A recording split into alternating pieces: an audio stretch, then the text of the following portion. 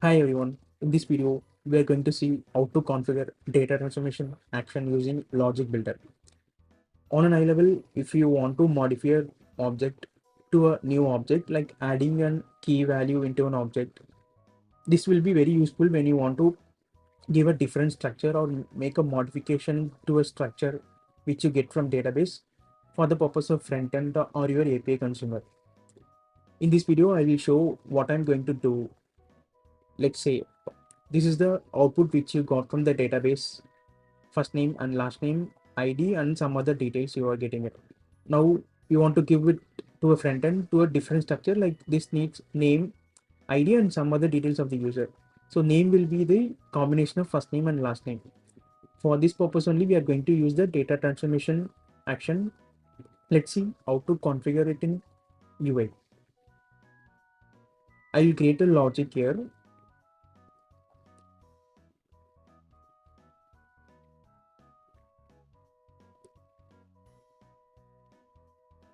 So what I'm going to do is I'm going to give an payload for this logic. This payload will be useful when you want to test it, and we are going to say that this API will be called with this input payload. If you give it here, you can use this input payload in the configuration which you are adding. I will show you when at the time of configuring it.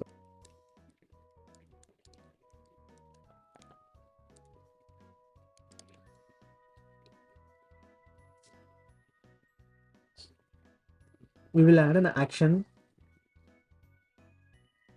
and this action is going to be an database query action.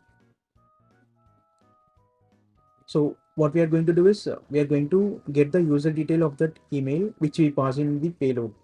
For that purpose, we are going to make an query to the database. I'm going to select an table as user table and query action as select query, and the columns whichever we needed. The condition is basically the email which you pass through this payload that will be matched with this table, and you will get the user detail of that email. We will add a rule here. Select the email.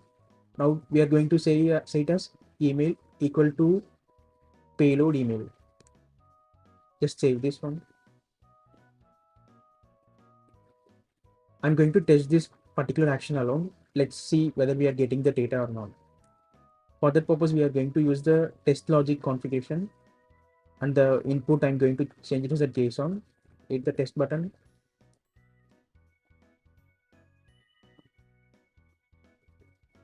If you see here, the result has been shown here.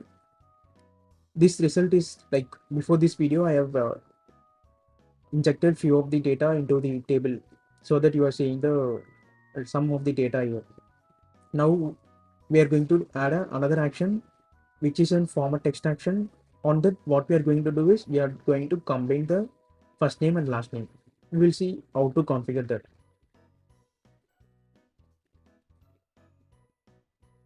We will select a format text as an action here, and we will add a list of text as first. I will select the first name and second one as last name. So if you see here, what I did is I'm going to get the data from the previous action, first name, and then their last name. This action preview will be like this. So what it will do is it will combine the first name and last name from the previous action. I will just save, and I'll show you the testing of this action so that you will get the actual implementation. Now we will test this action alone.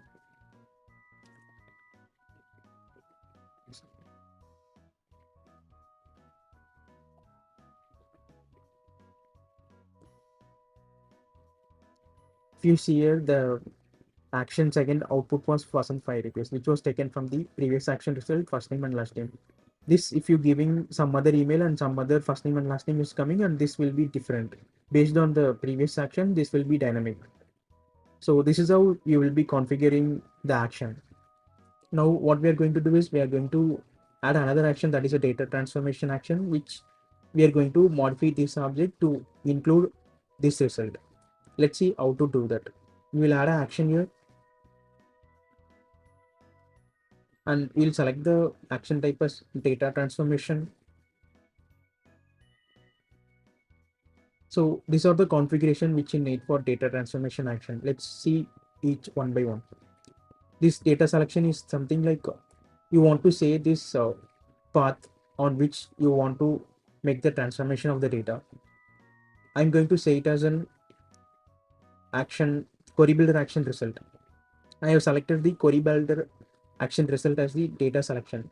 So if you select this, you can see the sample data which you were using it for testing. Now we are going to add another key into this object. Let's see how to do that one. Here you can see the input type as an object. If you select the array as an data path, then you will see the array as an input data type. This list of keys is something like what are the keys were there in the object, that is a readable one. And now coming to this, all the key values from the action.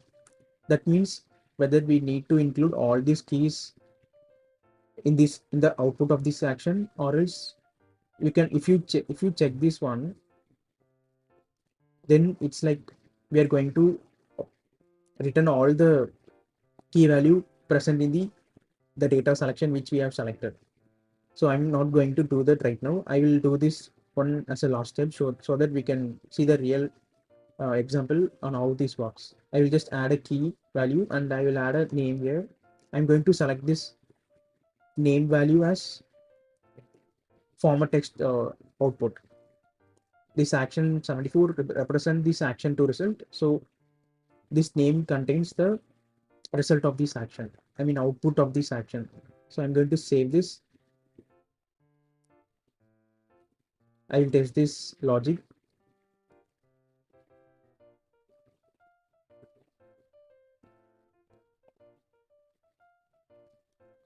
If you see here, the action 3 result has been shown here, where the name alone has been shown. That is taken from the format text action result.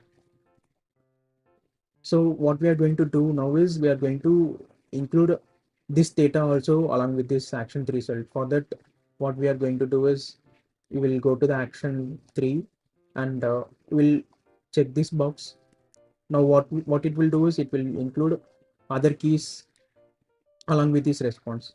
I will save this one.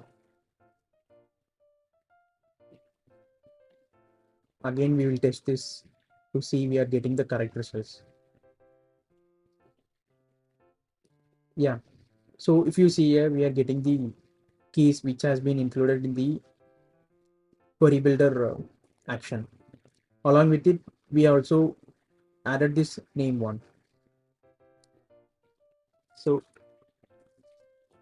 this is how the data transformation works, and the configuration of data transformation we have to do it. While in this video, I have shown you a basic example of how to configure data transformation. This action is particularly useful when building complex logic flows. So if you have any concerns, questions, or suggestions, please reach out through our support chat or email us at fasan@fireapis.com, which is also listed in the description. Thanks for watching this video. Please try our product and share your feedbacks. Thanks.